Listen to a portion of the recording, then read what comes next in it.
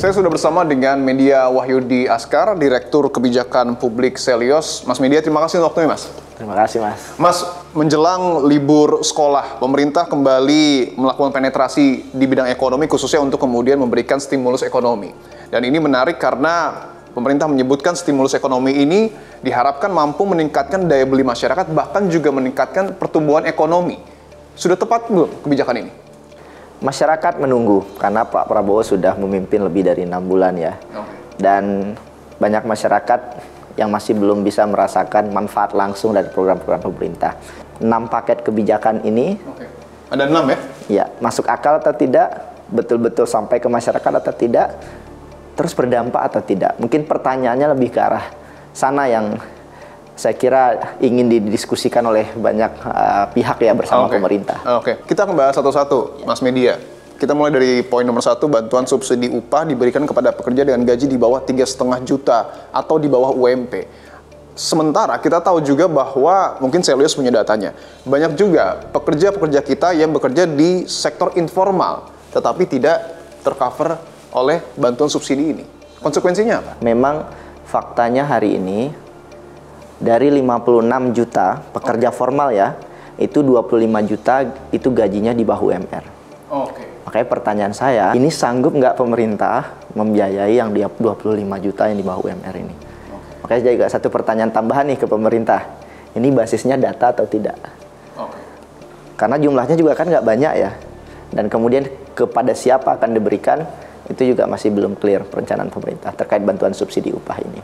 Dan pekerja informal itu terus mengalami peningkatan.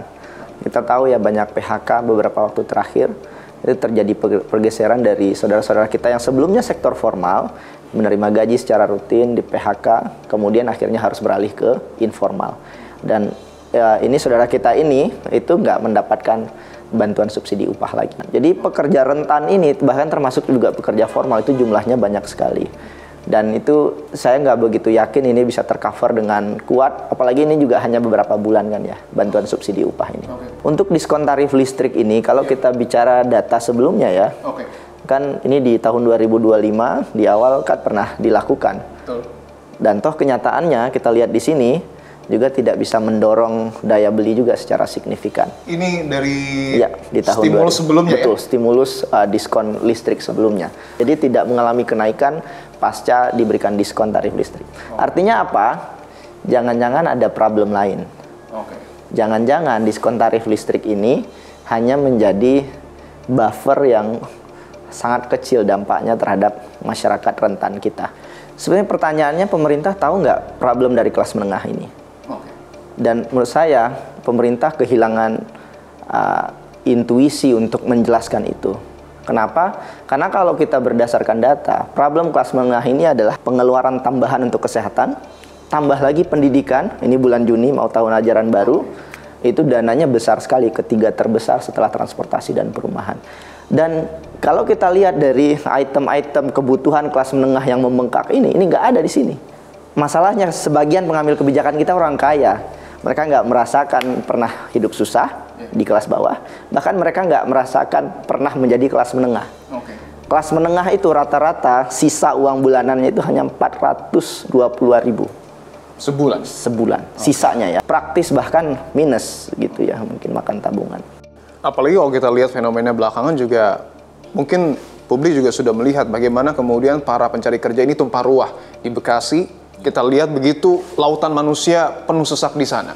Apakah harusnya hal-hal seperti itu, hal-hal yang sifatnya fundamental yang seharusnya dipikirkan oleh pemerintah jika memang betul-betul ingin menciptakan kesejahteraan bagi rakyatnya?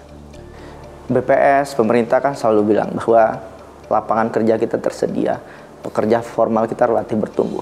Sebenarnya pertanyaannya bukan seberapa banyak pekerjaan, tetapi seberapa berkualitas pekerjaan itu.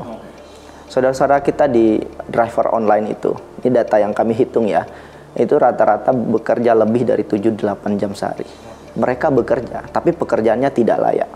Itu juga yang terjadi di banyak lowongan-lowongan kerja yang kemudian nggak ada yang apply.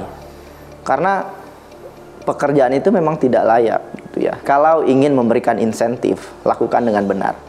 Karena kalau kita bicara ketenaga kerjaan, ingat kartu prakerja ya, 42 triliun yang dipakai untuk itu dan sekarang hilang gitu. Hal apa yang sekiranya bisa lebih tepat sasaran untuk kemudian pemerintah betul-betul membantu kondisi ekonomi masyarakat kita selain 6 poin ini? Lagi-lagi saya percaya bahwa pengangguran, PHK hari ini problem besarnya itu adalah soal pengupahan. Kita hari ini di Indonesia berada di persimpangan jalan. Dan sayangnya kita mengarah kepada rezim upah murah gitu ya. Karena Keynes bilang ya, ketika upah itu murah, masyarakat nggak punya uang untuk spending. Dan ketika upah itu bagus, layak gitu ya, masyarakat punya uang di kantong, masyarakat akan spending. Yang diuntungkan dari spending ini juga pelaku usaha, termasuk juga pemerintah karena ada pajak di sana gitu ya.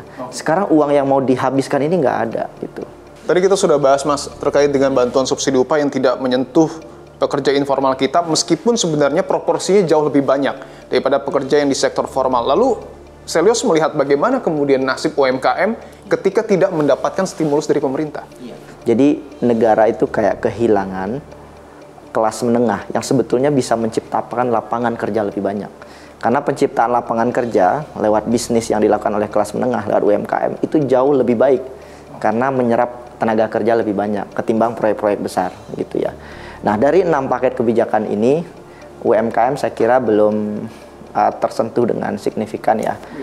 Padahal sebetulnya ada banyak intervensi yang bisa dilakukan. Salah satunya soal banyaknya barang-barang impor, termasuk juga persoalan perang tarif gitu ya di antara online dengan offline gitu ya. Itu juga belum ketemu solusinya gitu ya. Jadi ini yang saya kira juga perlu dipikirkan oleh pemerintah. Makanya ini dorongan kepada pemerintah adalah memastikan kebijakan yang dipilih itu boleh populis asal tepat sasaran. Tapi kalau sudah populis nggak tepat sasaran, uang masyarakat itu, uang rakyat, uang pajak itu udah hilang duluan. Oke, baik. Siap. Terima kasih banyak Direktur Kebijakan Publik Selyos, Mas Media, atas waktunya. Terima kasih, Mas.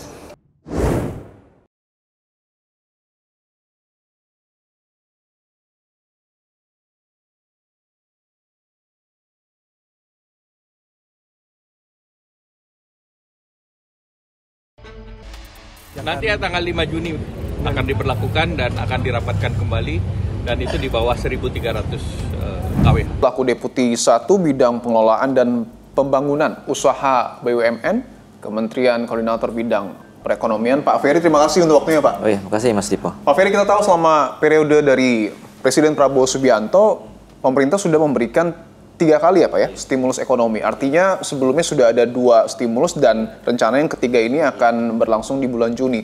Sebelum saya masuk ke yang ketiga Pak, sebelumnya evaluasi dari stimulus ekonomi di tahap pertama dan kedua apa saja? Nah di Q1 kalau kita lihat tadi catatan yang di Q1 kan kita memberikan beberapa gitu ya stimulus. Bagaimana evaluasinya? Tadi kalau lihat tujuannya kan tadi growth-nya kita dorong, inflasi kita jaga gitu. Nah dengan tarif listrik gitu ya, karena tarif listrik merupakan salah satu komponen terbesar dari inflasi. Pas kita kasih diskon 50%, kita bisa lihat kan di Januari, Februari itu komponen administrative price itu ke bawah tuh, minus gitu. Ini yang kemudian menekan ke bawah itu tadi IHK-nya gitu, ya kan? Sehingga tadi inflasinya bagus, rendah dan stabil, growth-nya bisa kita jaga di 4,87 waktu hampir 4,9 gitu ya. Hingga berdasarkan evaluasi itu dan kemudian tantangan globalnya, tentu kita lihat lagi di Q2 gitu ya. Nah di Q1 kita punya momen Lebaran sama libur lah di Ramadan dan libur Lebaran gitu ya.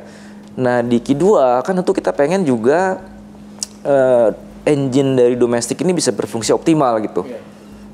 Pertama banyak libur panjang nih, termasuk minggu depan gitu ya, yang Idul Adha. Juga ada beberapa lagi yang panjang itu adalah yang tadi yang libur panjang anak sekolah. Nah ini kita optimalkan, makanya kemudian on top dari existing insentif yang kita masih punya gitu ya, kita kemudian tambahin lagi stimulusnya untuk menjaga momentum dari pertumbuhan itu gitu. Artinya timing stimulus ini dipengaruhi dari waktu libur, karena banyak yang bertanya Pak Ferry, ketika memang stimulus ekonomi ini dimaksudkan untuk kemudian meningkatkan daya beli, termasuk juga meningkatkan ataupun menjaga pertumbuhan ekonomi di angka 5%, Ada yang bilang terlambat, Pak. Kenapa tidak dari kuartal 2 ketika baru memasuki fase awal? Jadi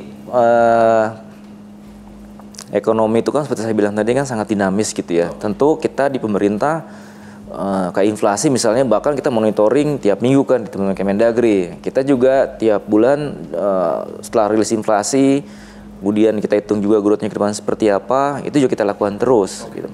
Tapi memang kita melihat di kuartal kedua ini momen libur panjang anak sekolah ini momen yang baik gitu ya. Di samping tentu di kuartal 2 ini kita juga mau punya penting lagi itu yang bisa mendorong daya beli. Apa misalnya gaji ke 13. Awal Juni kan Bu Menteri udah bilang gitu, itu kan kita lakukan. Jadi 2 momen besar itu, nah ekonomi juga kayak mobil gitu. Pada saat ada momen kita perlu tambah ini biar bergeraknya bisa lebih bagus lagi. Makanya kita combine. Artinya sektor-sektor yang kemudian disasar dalam stimulus ekonomi ini itu sudah mengcover seluruh kalangan ekonomi, mulai dari menengah hingga ke bawah. Di existing tadi kelas menengah kita tetap kasih kan untuk yang insentif tadi ya, properti dan seterusnya. Masyarakat berpendapatan menengah ke bawah itu masih kita berikan PKH, masih kita berikan sembako gitu kan. Nah untuk dari itu kita pengen memperkuat nih, makanya kalau kita lihat tadi secara kelompok masyarakat, nah mudahan ini cukup mengakomodir tidak hanya kelas penduduk kita yang berada di menengah di bawah, di desil yang bawah, tapi juga yang menengah gitu ya. Kombinasi itu yang kita harapkan konsumsi masyarakat itu bisa tetap terjaga ya tengah berbagai tantangan yang ada. Oke. Harapan ini juga dapat memberikan optimisme ya Pak ya, Betul. baik di tataran bawah hingga tataran atas. Betul. Terima kasih banyak Pak Ferry Irawan, Deputi 1 Kemenko Perekonomian atas waktunya. Ya, makasih Mas.